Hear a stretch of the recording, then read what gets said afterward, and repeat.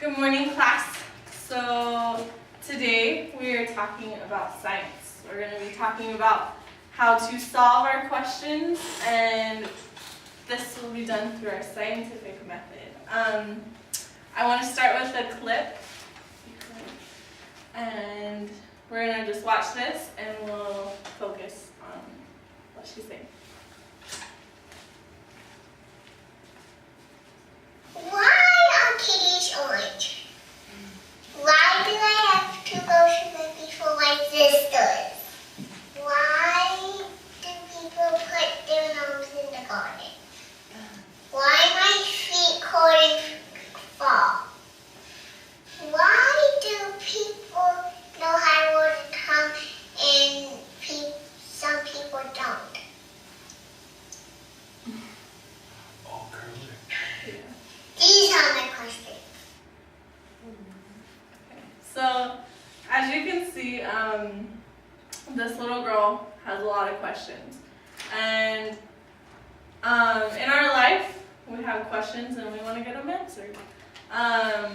So, let me read this one there. There's a certain way, like I said before, the scientific method, and this gives it so that we have physical proof or just proof and evidence that will solve our answer or solve our problem. So by the end of this lesson, we all should have a better understanding of the scientific method, and I want you to be able to identify each piece of it. And then also I would like you to take notes. I've handed out an outline, and I want you guys to follow along as we go. So now we're going to talk about the different parts of the scientific method. So here's our scientific method. We have our first part. It's ask a question.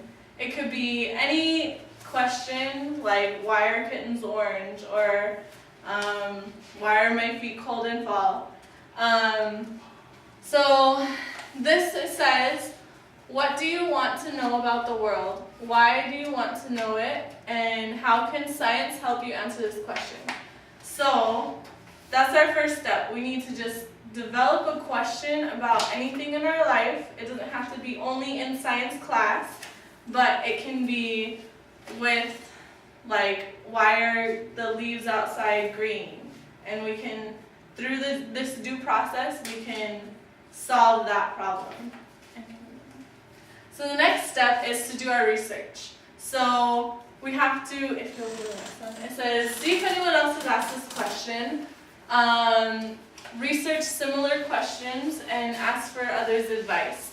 So in this part, or this step, you are going to be focusing on what you want to research and where you want this project or your hypothesis or your method to go.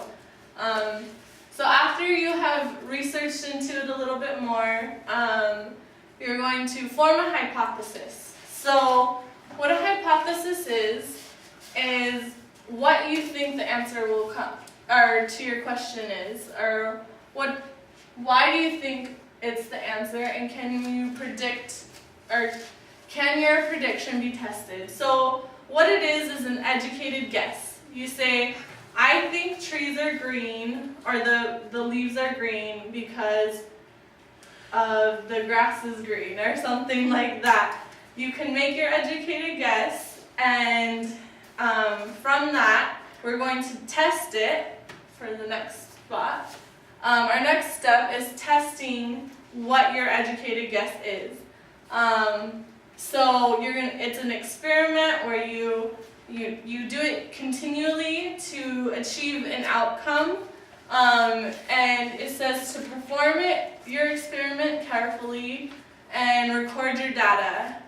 It's important to record your data because if you don't, then there's no proof of your work.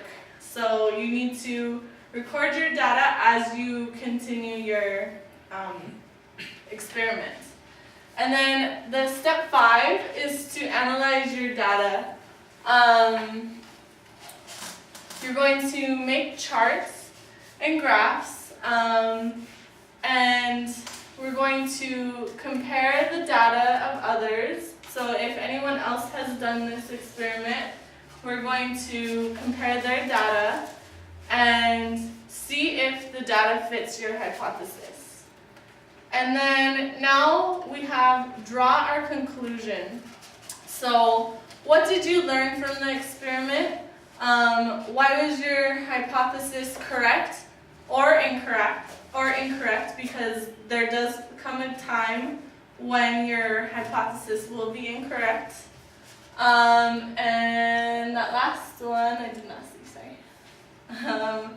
What questions do you have now? So from your experiment, you'll be able to develop more questions. So if your hypothesis was incorrect, you'll be able to figure out new solutions and to try something different. And this process, so let's just go over it one more time. You're going to ask a question, so any question that you feel is important to you and you would like it to be solved. The next step, you're going to dig into it. You got to find what's really important what's the true importance and the true meaning that you want to answer. And then you'll decide what you believe will happen in this experiment. You pick one side or the other. You can't be a fence sitter, you got to just pick one side. And then the fourth step is your experiment. This is like actually going out and testing it and seeing what happens in real life. And then the next step, you analyze your data, and then after that, you draw your conclusion. Sorry.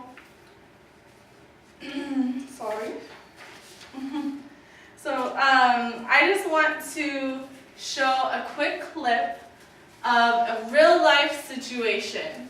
So, hold on. Oh yeah, that's fine. Have you noticed that Howard can take any topic and use it to remind you that he went to space? Interesting hypothesis. Let's apply the scientific method. Perform an experiment. Okay. Hey, Howard, any thoughts on where we should get dinner? Anywhere but the space station. And on a good day, dinner was a bag full of meatloaf. But hey, you don't go there for the food, you go there for the view. Fascinating. Let me see if I can duplicate the result. Howard, I've always thought the lemon was an underrated fruit. Care to weigh in? Not really. Oh well. You know, people say the Soyuz capsule is a lemon. But hey, that baby got me to space and back.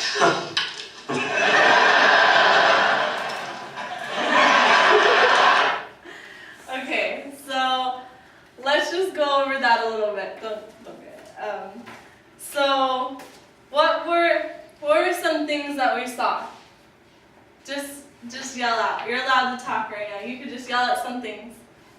What did Sheldon say was his hypothesis? That their friend can relate any topic to space. Yes. And what did they do as their experiment? What was their experiment? They were asking questions to see what the result would be. And what happened as the result? What was their conclusion in the end? Their conclusion was that he actually can, or he actually does relate everything to space, because they asked him two completely different questions and he related both of them to space. And so that proved his hypothesis correct. Yeah. So as we can see, this formula, this method can be used in any part of our life. They're just simply having a conversation. Sorry. They're just having a conversation and they used it and they experimented on their friend and it proved that his hypothesis was correct. So now, I think there's one more slide. Have you noticed that Howard can take any topic? Okay, so now we're going to take a quiz. So, what I want you to do is if you think the question is true, I want you to go like this on your legs. If you think the question is false, I want you to pound your legs. But you gotta make a noise. So here's our first question. So, is it possible to make a conclusion without conducting an experiment? True or false? So true is this, and false is this. So you guys are all saying true? So let's read it one more time. Is it possible to make a conclusion without conducting an experiment? And you guys said true. And what is it? False. There must be an experiment conducted to get a conclusion. So, yeah, let's try the next one. So, once an experiment is proven, that experiment can be recreated or to produce the same product. So, what is your answer, guys? True? I hear true, Spencer? I'm still trying to ask. I'll read it one more time. So, once an experiment is proven, like you've gotten your conclusion, that experiment can be recreated to produce the same product. So think of our video that we watched. So I heard true, let's see. Oh, it says true. The same experiment can be recreated or will reoccur once the hypothesis has been proven. So we have a couple more questions. So my question can only apply to concepts learned in science. It can't apply to everyday life. False, and false. Let's see what the answer was. Yeah, you guys got it right. So it says false. You can make a question and use the scientific method for any aspect of your life. So you guys were paying attention in that one. Okay, next question. My hypothesis will always be what I thought it would be in my original question. What would you guys answer to that?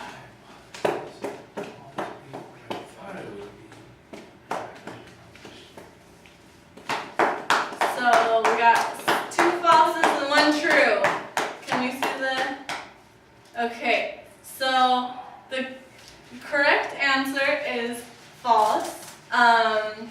So your original hypothesis may not turn out to be what you thought would happen.